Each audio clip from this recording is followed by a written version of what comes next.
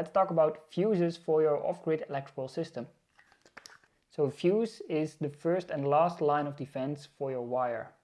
So in a previous video we talked about how to size a wire.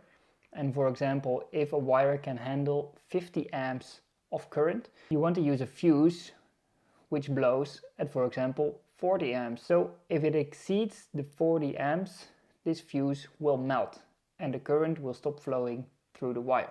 But there are different kind of fuses and different methods of fixing them. So here behind me we have a Lynx distributor, and this device can handle up to 1000 amps of current.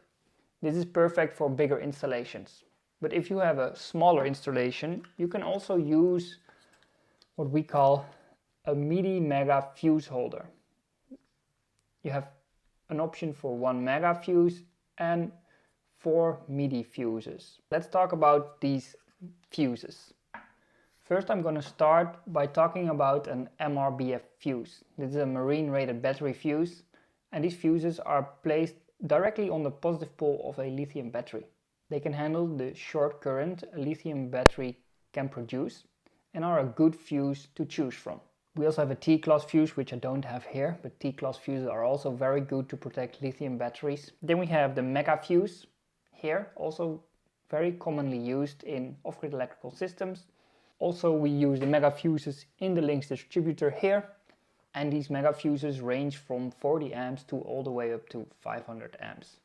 We don't use these as a main fuse between lithium batteries and load because they cannot handle the high short voltage a lithium battery can produce, and thus these will not blow. But you can place them between your inverter and your bus bar or your MPPT and bus bar. They are fine for that. Here we have the ANL fuse. It's a bit the same as a mega fuse. ANL fuses tend to be used more in North America than in Europe. I would prefer a mega fuse. Then we have here a MIDI fuse. These are also from 30 amps to 120 amps I think, but I won't use them over 100 amps.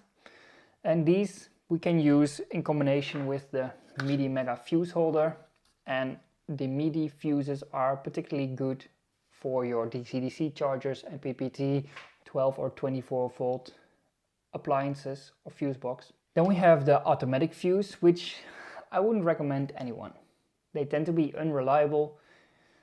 If they blow, they get hot and you can't close them immediately, so your circuit won't be back on. And if you want to use them for whatever reason, I would use a proper Blue C1 and not a cheap Amazon one.